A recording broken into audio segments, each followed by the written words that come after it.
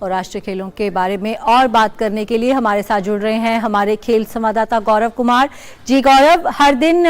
एक नया खेल जो है वो आकर्षण का केंद्र रहता है। आज के दिन की अगर हम बात करें तो किस खेल पर सबसे ज्यादा आज निगाहें टिकी हुई हैं? आज की हाईलाइट क्या रहने वाला है? सुचित्रा, अगर आज के अभी की बात करें तो आज योग जो है वो शुरू हो गया है और योग का पहली बार जो है वो राष्ट्रीय खेलों में शामिल किया गया है और शाम को 5:30 बजे के आसपास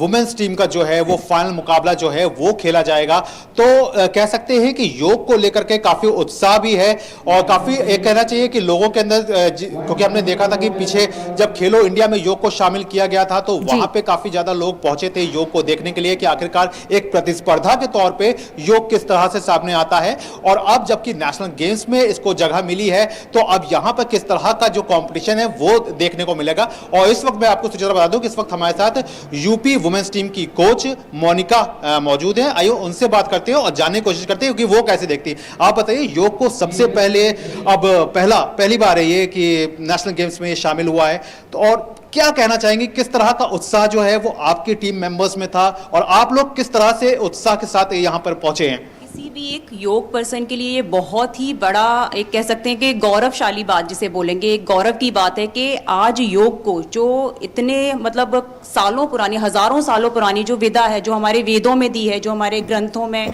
या जो हमारे पुराने पुराणों में बताई गई है, वो जो योग था वो अभी तक गायब था।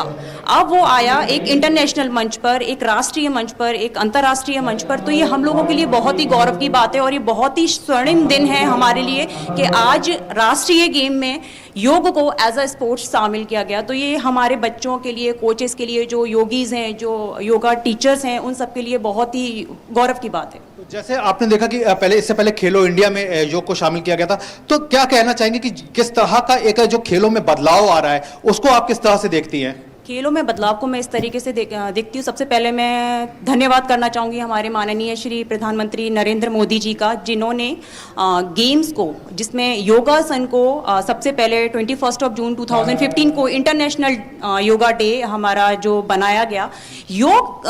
करते हम थे, कुछ लोग करते थे, सभी नहीं करते थे, लेकिन जब से गवर्नमेंट ने इस पर काम करना स्टार्ट किया, योगासन पर क्या कहते हैं, योगा को एज अ मतलब एक बोलेंगे, क्योंकि योग से क्या है कि फिजिकल स्ट्रेंथ ही नहीं, आपकी मेंटल स्ट्रेंथ भी इंप्रूव होती है। तो योग जब हमारी ज़िंदगी में आया तो हमने अपने शारीरिक के हिसाब से मानसिक लेवल पे भी बहुत सारे चेंजेस देखे हैं। तो मोदी जी को तो बहुत धन्यवाद हम सभी को करना चाहिए कि योग को वो इस प्लेटफॉर्म पर लेकर आए कि पहले खेलो इंडिया, अब नेशनल, और आगे भी योग बहुत ही ऊंचाइयों पर जाने वाला है। तो ये चीजें बदल रही हैं। साथ में अगर यहाँ के इंफ्रास्ट्रक्चर के बारे में देखें कि बेहद कम समय में गुजरात ने अपने आप को नेशनल गेम्स के लिए तैयार किया, महज 3 महीने के अंदर, और इतना शानदार एक प्लेटफॉर्म दिया,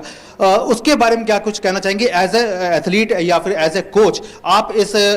जो प्लेटफॉर्म है इसको किस तरह से देख रही हैं? मैंने, जैसे मेरा फर्स्ट टाइम है, मैं अहमदाबाद आई हूँ, मैंने गुजरात आकर जो हमारे जो नेशनल गेम्स हो रहे हैं, इनकी जो भी व्यवस्था है, जो भी वॉलंटियर्स हैं, जो लोग एक एक यहाँ इंसान जो काम कर रहा है, बहुत हार्ड वर्किंग है। मैंने देखा किसी भी एथलीट को या किसी भी कोच को किसी तरीके की कोई इशू नहीं आई, चाहे उनका कन्वेंस का इशू हो, एकोमोडेशन का हो, और उनके खाने पीने से रिलेटेड चीज़ें हो, या जब वो यहाँ एरिना में आते हैं तो उनको जिस तरीके की भी चीज़ों की ज़रूरत है तो वहाँ तुरंत प्रोवाइड कराई जाती है। तो मैं थैंक यू बोलना चाहूँगी हमारी गुजरात गवर्नमेंट का भी, जिन्होंने हमें इतना सपोर्ट किया और इतने कम टाइम में ये पूरा इतना बड़ा इंफ्रास्ट्रक्चर तैयार किया कि सारे गेम साइमल्टेनियसली चल रहे हैं। तो सुचित्रा, आपने खुद सुना कि जो कोच है या प्लेयर्स हों, सभी ने एक सुर में इस बात को माना है कि बेहद कम समय में, यानी कि 3 महीने का समय राष्ट्रीय गेमों को होस्ट करने के लिए बहुत कम होता है, लेकिन फिर भी गुजरात ने जिस तरह से स्टेप आउट किया, खुद से जिस तरह से खुद आगे गुजरात आया और गुजरात ने जिस तरह से अपने आप को इस मेजबानी के लिए तैयार किया बेहद कम समय में और एक शानदार इंफ्रास्ट्रक्चर तैयार करके सामने रखा, उसकी सभी जो है, जो खिलाड़ी हो, चाहे टीम मैनेजमेंट हो, चाहे जो भी हो, वो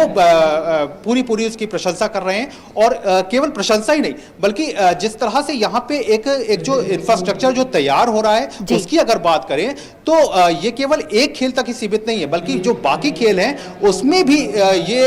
एक शानदार एक प्लेटफॉर्म दे रहा है। तो जो भी खिलाड़ी यहाँ पे जीत रहे हो या हार रहे हो, उससे शायद एक बड़ी बात वो नहीं है, लेकिन सबसे बड़ी बात क्या है कि आप यहाँ से क्या कुछ सीख कर जा रहे हैं और देश के लेवल पे एक अच्छा प्लेटफॉर्म जो है वो गुजरात ने विश्व के सामने रखा है कि किस तरह से बेहद कम समय के अंदर एक अच्छे तरीके से आप किसी भी एक इवेंट को, इतने लार्ज इवेंट को आप मेजबानी उसकी कर सकते हैं। सुचित्रा